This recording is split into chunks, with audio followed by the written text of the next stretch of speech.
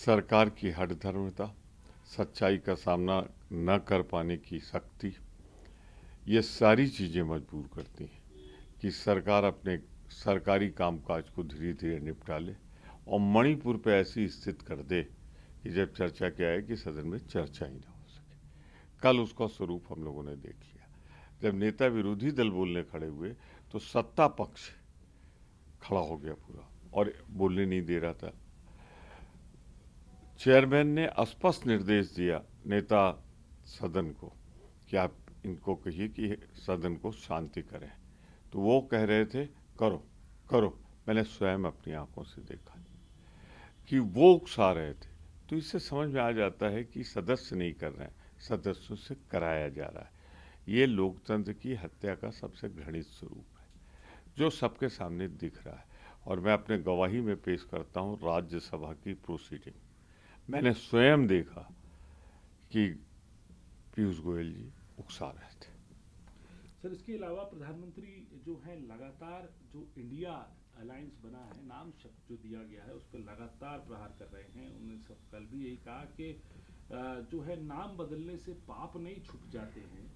ये बात उन्होंने राजस्थान में कही और उसके बाद गुजरात में राजकोट में भी जाके कही कि हम जब विकास करते हैं, मैंने गुजरात को मिनी जापान बनाने की बात कही तो इन लोगों ने मजाक उड़ाया मेरा। लेकिन आज देखिए गुजरात कितना जो है अग्रसर है।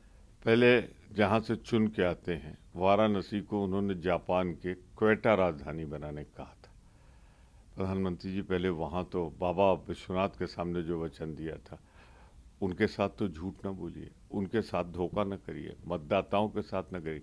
राजकोट को जो बनाना चाहे कौन रोक रहा है? वो भारत के 9 साल से प्रधानमंत्री है, परंतु अपनी असफलता अब जैसे बयान दे देते कि कांग्रेस रही होती तो पेट्रोल 300 रुपये लीटर बिकता। अरे प्रधानमंत्री जी, सब्सिडी हटाने के बाद ही तो दाम बढ़ा है। कांग्रेस तो सब्सिडी दे रही थी, पहले आपने ये कह के नहीं हटाया कि हमें घाटा पूरा करना है। अब घाटे का मुनाफा बदल गया तो भी आप नहीं हटा रहे, सब्सिडी देना नहीं शुरू कर रहे हैं। और आज जो पेट्रोल मिल सकता है 50 रुपये में, कांग्रेस का वायदा है हम आएंगे, सब्सिडी देंगे और उस दाम को घटाएंगे। पहले वो तो करके दिखा दीजिए, लेकिन नहीं कर सकते आप। मैं आपकी मजबूरी समझता हूँ। आप इंडिया से डरते हैं, भारत की नहीं झोली भरना चाहते।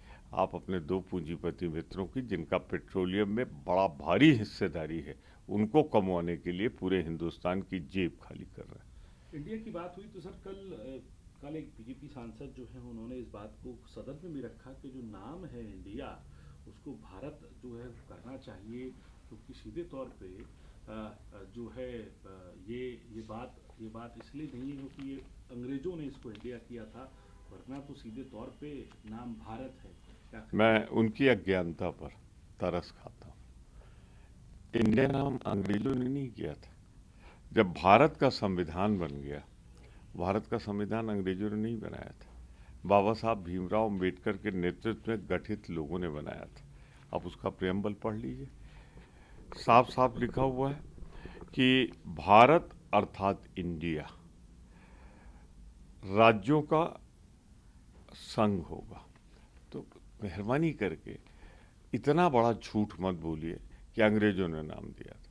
ये हमारे भारत के संविधान निर्माताओं ने देश की एकता, अखंडता, सार्वभौमिकता को देखते हुए सर्व स्वीकार नाम दिया था। सर, इसके अलावा मणिपुर को लेके आप लोग जो बात उठा रहे हैं, जो वायरल हुआ था वीडियो जहां से बात निकल कर आई जो है महिलाओं के ऊपर जो दुराचार हो रहा था उसकी, अब सुप्रीम कोर्ट में केंद्र सरकार ने हलफनामा दिया और कहा है कि इस मामले की जांच सीबीआई कर रही है और आप लोगों का जो दल है वो भी जा रहा है। क्या रहेगा दल का जाने के बाद, क्या आप लोग किस तरीके से रीच आउट करेंगे? स्पष्ट कर दूं कि वहाँ जो कुछ हुआ है, भगवान न करे कभी किसी देश में, दुनिया के किसी हिस्से में, और मेरी भारत भूमि पे तो ना हो कि दो महिलाएं, उनमें से एक कारगिल को बचाने वाले, युद्ध के मैदान में पाकिस्तानियों को निकालने वाले पूर्व सैनिक की पत्नी। और जब मुख्यमंत्री से कहा गया तो उनका इसी से सैकड़ों घटनाएं हुई। यानी कि 2-2.5 से महिलाओं के साथ हो गया। तो उनका साहस, उनकी चिंता ये नहीं है कि ऐसी आपराधिक घटनाएं रुकें, उनकी चिंता है सच्चाई को कौन सामने लाए। झूठ के साथ खड़ा हुआ है भाजपा और उसके साथी, सच के साथ खड़ी हुई है इंडिया। चाहे जो कीमत चुकानी पड़े, हम महिलाओं की आबरू की रक्षा के लिए, भारत के सम्मान के लिए संघर्ष करेंगे मणिपुर में। और रिपोर्ट भी क्या आप लोग बनाएंगे, क्या करेंगे सदन में, क्योंकि सदन चल रहा है, तो क्या आप लोगों की वो भी रहेगी रिपोर्ट का सदन में? प्रधानमंत्री के पास तो टाइम नहीं, डरते घबराते। देश में जो कुछ हो रहा है कभी नहीं हुआ था, इतनी शर्मनाक घटना खुद तो जान ही रहे हैं। और अब इंडिया के सारे घटक दल जाएंगे, वहाँ से कल जाना है उनको, परसों लौट के आएंगे। निश्चित रूप से वो अपने अनुभव साझा करेंगे और उसके बाद हम लोग मंडे को बैठेंगे, नई रणनीति बनाएंगे।